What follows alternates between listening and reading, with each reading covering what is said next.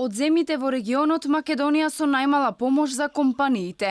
Ова го покажува анализата на Националната алијанса за локален економски развој. Председателката на Сојузот на стопански комори на Македонија, која ги сподели податоците, наведува дека најголем пакет за економска поддршка дава Србија и таа изнесува високи 11% од брутодомашниот производ. По неа е Бугарија со 9,9% од брутодомашниот производ и Грција со 5%.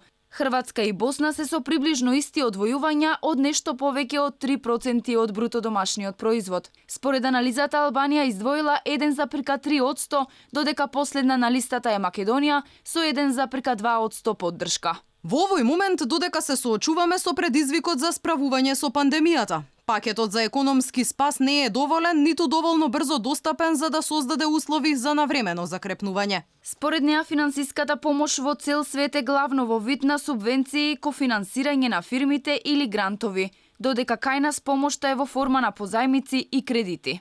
Лидерот на СДСМ вчера најави трет пакет мерки за кои се шпекулира дека предвидуваат на неколку категории да им се дава директна инекција од 10.000 денари за да се стимулирала потрошувачката.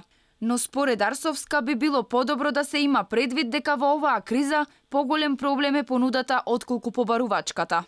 Тие мерки за спас потребно е пред се добро да се осмислат пред да се објават, бидејќи честото менување создава недоверба кај граѓаните.